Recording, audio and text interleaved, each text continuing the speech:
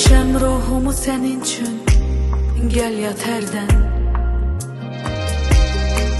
Sevgin ağırdı, daşımaq olmur, əl at hərdən. Sev ürəyin tutan qədər, arzulara çatan qədər.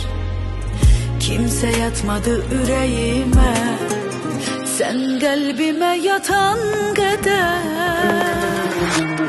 Yat, ürəyimdə yat, hissləri oyat. İndi anladım ki səndən ibarət həyat. Gəl yanımda at dərdlərin daşını, otur yanımda çiynimə qoy başını. Yat, yat, ürəyimdə yat, hissləri oyat. İndi anladım ki səndən ibarət həyat. Gəl yanımda at dərdlərin daşını, otur yanımda çiynimə qoy başını. Yat, yat.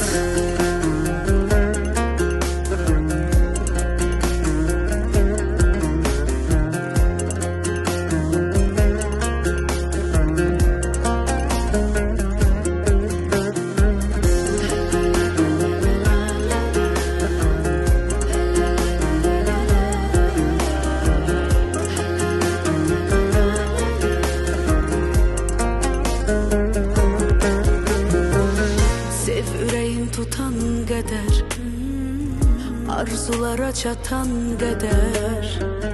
Kimsə yatmadı ürəyimə, sən qəlbimə yatan qədər. Yat, ürəyimdə